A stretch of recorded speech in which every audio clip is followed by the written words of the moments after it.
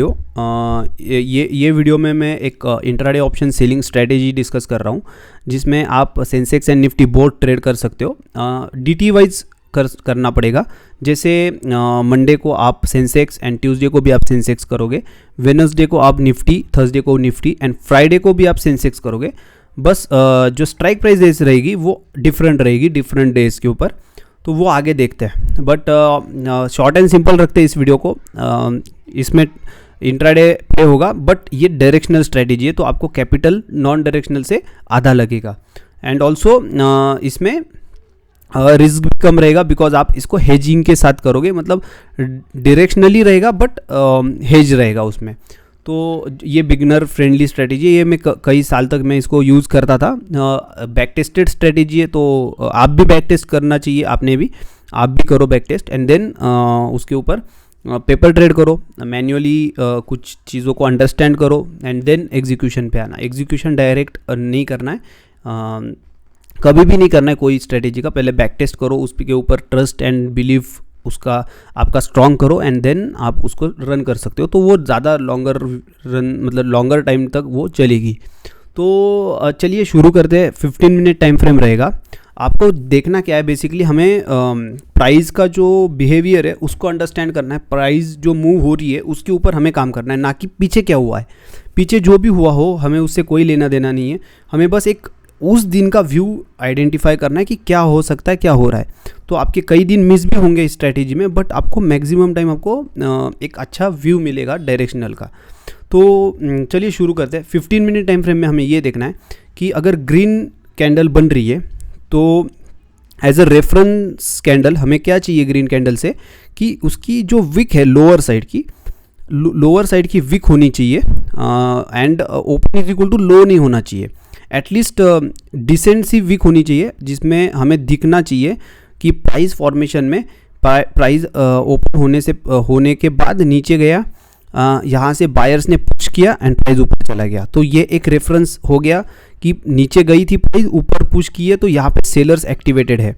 Okay, तो हम इसको एज अ रेफरेंस पॉइंट पकड़ेंगे एंड देन उसके बाद फिर से ग्रीन कैंडल बनी, यहाँ पे भी सेम हुआ, नीचे प्राइस आई, सेलर्स ने पुश किया, प्राइस ऊपर चली गई। तो अब हमारा 15 मिनट का व्यू आगे शिफ्ट हुआ। एंड अगर रेड कैंडल बनती है जैसे यहाँ पे बनी है, तो यहाँ पे क्या दिख रहा है कि हमें जो विक चाहिए वो ऊपर की साइड चाहिए, मतलब प्राइस ऊपर गई, ऊपर से ओपन होते से ही प्राइस ऊपर गई, ऊपर से प्राइस को नीचे ढकेला और वो बाद में नीचे क्लोज हुई। तो हमारा एक रेफरेंस पॉइंट यहाँ पे भी ये हो गया, कंफर्म हो गया कि ऊपर वाली साइड के लिए रेफरेंस ये है 81,000 सेंसेक्स के लिए। अब अभी जैसे 12 तारीख को ट्यूसडे है, तो आप सेंसेक्स में ट्रेड करोगे। तो यहाँ से अब अपना फर्स्ट रेफरेंस ये था एंड सेकेंड रेफरेंस जो है हाई वाला रेफरेंस वो यहाँ पे। तो अब मार्केट का क्या जो व्यू है वो इसके बीच में ही रहेगा। तो अब नेक्स्ट क्या हुआ, नेक्स्ट कैंडल बनी, यहाँ पे भी क्या हुआ, प्राइस ऊपर गई ओपन होते सी एंड देन नीचे पुश किया। तो यहाँ से हमारा रेफरेंस पॉइंट यहाँ पे शिफ्ट हुआ। ओके, तो रेफरेंस पॉइंट जैसे नीचे वाला आगे शिफ्ट हुआ था, वैसे ही ऊपर वाला नीचे शिफ्ट हुआ। तो अब क्या करना है, जैसे ही ग्रीन कैंडल के लो के नीचे जो वीक वाला लो है उसके नीचे जब भी 15 मिनट कैंडल क्लोज हो जाए, हम जो उसके पहली वाली जो कैंडल होगी उसके हाई के ऊपर जो भी स्ट्राइक प्राइस रहेगी, जैसे अब इसका हाई क्या है 80,712, तो हमें क्या करना है 80,750। हाँ, अगर ये 50 के इसमें है तो 50 या फिर 80,700 भी पकड़ सकते हो। तो नियर अबाउट ये जो हाई के अराउंड जो भी स्ट्राइक प्राइस रहेगी, जैसे यहाँ पे जो स्ट्राइक प्राइस है वो 80,700 है, तो हम 80,700 को सेल करेंगे, कॉल को 80,700 कॉल को सेल करेंगे। यहाँ से हम 30% उस स्ट्राइक पे एसएल लगाएंगे, मतलब जो भी स्ट्राइक हमने सेल करी है तो उस स्ट्राइक के 30% को।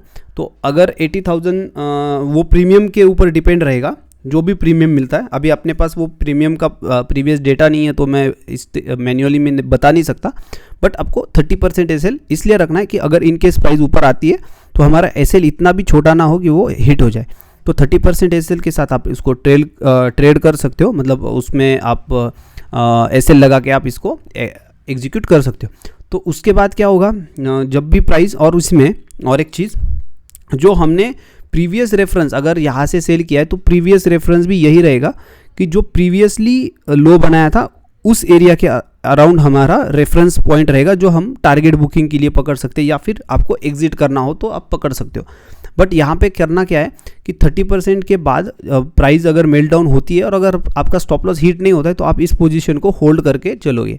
अगर स्टॉप लॉस हिट नहीं होता है, हम इसमें ट्रेलिंग नहीं करेंगे, हमें बस डायरेक्ट टारगेट बुकिंग करना है। अगर वो 1:2 है, जैसे आपने यहाँ पे एंट्री करी है, फॉर एग्जांपल यहाँ पे एंट्री करी है, ये आपका एसएल है, एसएल हम 30% पकड़ रहे हैं, बट जस्ट रेफरेंस के लिए इस कैंडल के ऊपर अगर क्लोज होती है तो आपको एग्जिट ही करना है, वहाँ पे वेट नहीं करना है 30% का।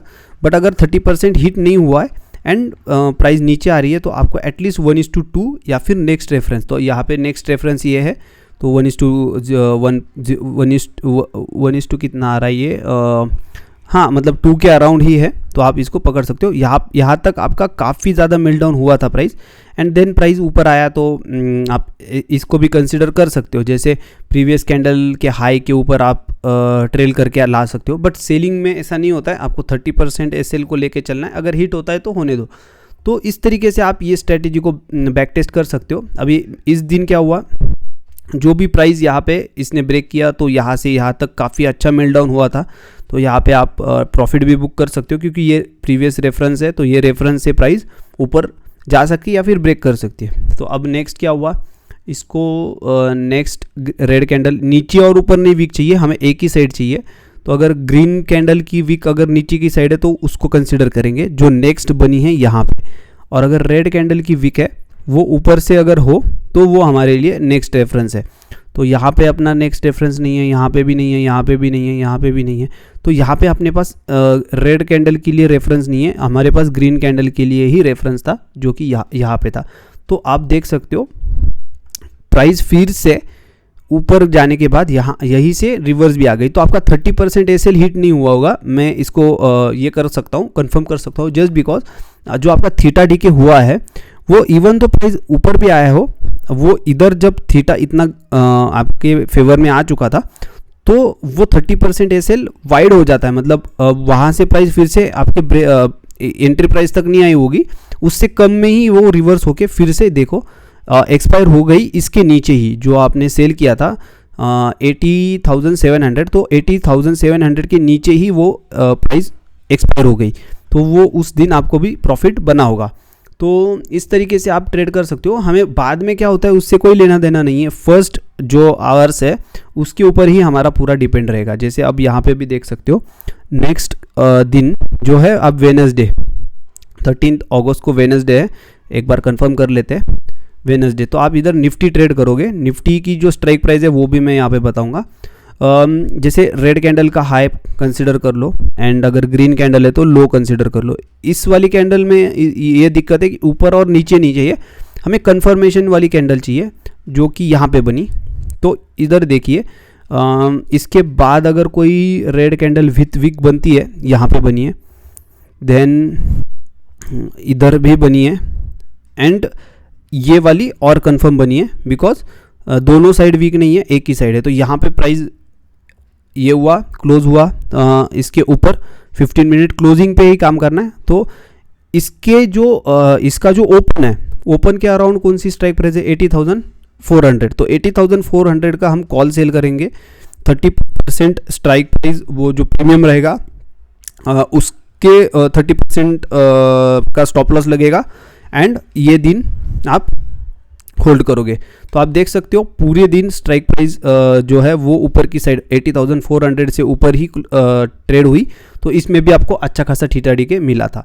तो अगर आपने मतलब एटलीस्ट मैं पकड़ के चल सकता हूँ कि 40% तो आपका थीटा डी के उसमें प्रीमियम में हुआ होगा, तो काफ़ी अच्छा आपको इधर भी ये मिला है। आप हेज आपको अगर स्टॉप लॉस नहीं लगाना है तो आप हेज भी पकड़ सकते हो, बट हेजिंग भी करनी है तो आप हेज ले क्या करना है कि इसके जो नीचे वाली स्ट्राइक प्राइस है जैसे 80,400, तो 100 पॉइंट्स या फिर 150 पॉइंट्स नीचे वाली, जैसे सेंसेक्स में आप 80,300 का कॉल हाँ पुट बाय कर सकते हो। इसके भी आप इसके ऊपर भी काम कर सकते हो, बट आपको वो फिर बेनिफिट इतना ज़्यादा नहीं मिलेगा जो आपको स्टॉप लॉसेस में मिलेगा। तो स्टॉप लॉसेस के साथ काम कीजिए तो वो आपको अच्छा बेनिफिट देगा। हेज भी कर सकते हो। मैंने जो जैसे बोला, अगर आपने पुट सेल किया है, सॉरी कॉल सेल किया है, यहाँ पे आपको क्या करना है, 80,400 का पुट सेल करना है, और आपको फिर नीचे अगर आता है तो पुट बाय भी करना है 80,300 का। सेम यहाँ पे जो जैसे मैंने बोला, आपको 80,700 का कॉल सेल करना है और कॉल ही बाय करना है, फिर वो आप 100 पॉइंट्स ऊपर का कर सकते हो, 80,800, 80,900। तो जितना डिफरेंस ये होगा उसके अकॉर्डिंग रिस्क भी डिफाइन होगी। तो रिस्क ज़्यादा होगी अगर आप दूर जाते हो, बट प्रॉफिट ज़्यादा मिलेगा। अगर आप क्लोज में हेजेस लेते हो तो प्रॉफिट कम होगा, रिस्क भी कम होगी। तो अकॉर्डिंगली आपको प्ले करना है। मैं बस आपको स्ट्रेटेजी बता रहा हूँ, बट आप इसके ऊपर सर्च कीजिए कि आपके लिए कौन सा हेजेस सही है। बट मैंने स्टॉप लॉसेस का भी पॉइंट एक अल्टरनेट बताया है कि जो कि मैं यूज़ करता हूँ स्टॉप लॉसेस। हेजेस में बस मार्जिन रिडक्शन के लिए करता हूँ, मतलब मार्जिन बेनिफिट के लिए करता हूँ। बाकी आप स्टॉप लॉसेस के साथ भी काम कर सकते हो। तो अभी ये हुआ। अभी थर्सडे को आ गए अपन। थर्सडे को हमें ऐसी कैंडल चाहिए जिसका रेड कैंडल का हाई डायरेक्शनली कर रहे, इसलिए अगर नॉन डायरेक्शनल करना है तो फिर उसमें आपको ज़्यादा मार्जिन लगेगा, आपको जज नहीं करना है कुछ।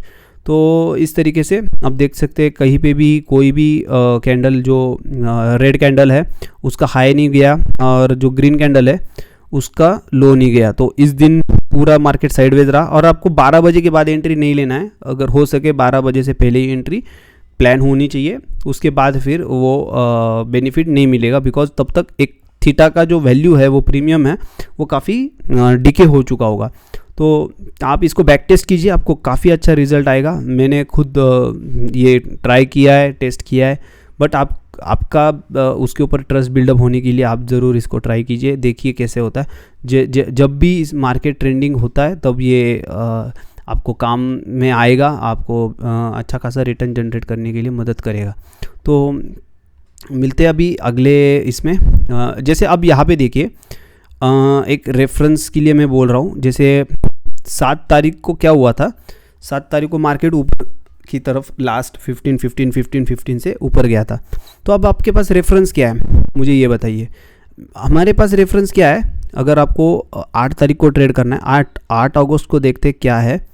8 अगस्त को फ्राइडे है, तो आप सेंसेक्स में आओगे। ओके, सेंसेक्स फिर से 8 अगस्त को सेंसेक्स में आओगे, और यहाँ पे देखो कि कौन सी कैंडल का विक जो है नीचे की साइड, मतलब ग्रीन कैंडल का विक होना चाहिए नीचे की साइड। ऊपर भी है बट ये कैंडल ही बड़ी है, तो हम इसको पकड़ सकते हैं। आपको अगर रेफरेंस के लिए ही ये करना है तो अब ये नीचे की साइड वीक है, तो अब मेरे लिए रेफरेंस हो गया ये कैंडल का लो। तो इसके नीचे क्लोज हो गई, तो मैं अब क्या करूँगा, 80,300 का कॉल सेल करूँगा और 30% एसएल के साथ इसको ट्रेड करूँगा। तो ये देखिए पूरा टाइम ये मार्केट नीचे ही रहा, यहाँ से नीचे ही क्लोज हुआ है। तो इस तरीके से आप आपका खुद का एनालिसिस भी कर सकते हो, बट मैंने जस्ट एक आपको एक सिंपल सी स्ट्रेटेजी बताई है जिसके ऊपर आप काम कर सकते हो। अगर आप अगर बायस्ड रहते तो आप पिछले दिन के ऊपर क्या देखते कि अरे यार मार्केट ना पिछले दिन के हाई के ऊपर क्लोज हुआ है, तो आज भी बाय ऑन डिप करके ऊपर जाएगा। तो अगर ऐसा होता है तो आप बाय की पोजीशन बना लेते, ना कि आप रेफरेंस पॉइंट्स के ऊपर काम करते, तो यहाँ पे आपका डेफिनेटली लॉस होता। बट जो मैंने अभी ये स्ट्रैटेजी एक्सप्लेन करी है, तो इसमें कोई अपने प्रीवियस पॉइंट्स को नहीं देखना है, मतलब ऐसे नहीं देखना है, जज नहीं करना है कि पिछले दिन ऊपर था तो इस बार भी ऊपर, ऐसा नहीं है। मार्केट अगर कोई लेवल ब्रेक करता है तो उसको वो मैक्सिमम टाइम सपोर्ट करता है, उसको वो उसके ऊपर वो उसको रिस्पेक्ट करता है, ये परफेक्ट वर्ड है, उसको रिस्पेक्ट करता है। तो आपको यही करना है, आपको सिंपल स्ट्रैटेजी को फॉलो करना है और इसका रिज़ल्ट काफ़ी अच्छा है। डायरेक्शनली ये स्ट्रैटेजी काम करती है। तो जिनके पास ये कम है, कैपिटल कम है, या फिर जिनको डायरेक्शनल ही प्ले करना अच्छा लगता है, तो वो डेफिनेटली इसको ट्राई कर सकते हैं। इसमें बहुत अच्छा पोटेंशियल है, ज़रूर ट्राई कीजिए एंड लेट मी नो आपको कैसी लगती है। आपने बैक टेस्ट करने के बाद आप मैं पेपर ट्रेड का रिज़ल्ट कमेंट में शेयर कीजिए। अगले वीडियो के नीचे आप पूछ सकते हैं इसके ऊपर के कुछ डाउट हो तो डेफिनेटली आप रीच आउट कर सकते हैं। यही था। इसके ऊपर कुछ डाउट हो तो ज़रूर पूछना। आप RSI का भी यूज़ कर सकते हो। RSI आपको ये बताएगा कि मार्केट में उस दिन क्या होने वाला है, अगले दिन क्या हो सकता है। क्या होने वाला है ये नहीं बताएगा, बट क्या हो सकता है। जैसे 15 मिनट मेरे लिए परफेक्ट टाइम है, तो मैं ये देखता हूँ कि जैसे 50 के ऊपर है, 50 के ऊपर है, तो मुझे सिंपल ये चाहिए कि रेड कैंडल के ऊपर क्लोज मिल जाए, रेड कैंडल के हाई के ऊपर। अगर 50 के ऊपर है तो ओके, रेड कैंडल के हाई के ऊपर अगर क्लोज मिलता है तो मैं बाइंग के लिए, मैं मतलब बाइंग के लिए इन द सेंस कि मैं पुट्स शॉर्ट के लिए मैं रेडी हूँ। अगर 50 के नीचे है फॉर एग्जांपल, तो मैं इस तरीके से देखता हूँ, हाँ 50 के ऊपर बट अगर ओवरसोल्ड है, जैसे इस दिन ओवरसोल्ड था, इस दिन ओवरसोल्ड था, तो हम ओवरसोल्ड लेवल के अगर नीचे आता है, ओवरसोल्ड से नीचे आता है, तो हम शॉर्ट ही देखेंगे। एंड अगर ओवरबॉट लेवल से अगर नीचे आता है तो हम शॉर्ट ही देखेंगे। और अगर ओवरसोल्ड के नीचे से ऊपर जाता है तो हम लॉन्ग देखेंगे। बट वो कब देखना है वो भी आपको देखना पड़ेगा। मतलब ये सब ऐसा है कि ये कंफर्म नहीं है कोई RSI की वैल्यू, बट आप इसको एज अ एडिशनल एक कन्विक्शन के लिए ऐड कर सकते हो। बट फुल प्राइस एक्शन के ऊपर अगर काम करोगे तो इसकी ज़रूरत नहीं है फिर RSI की।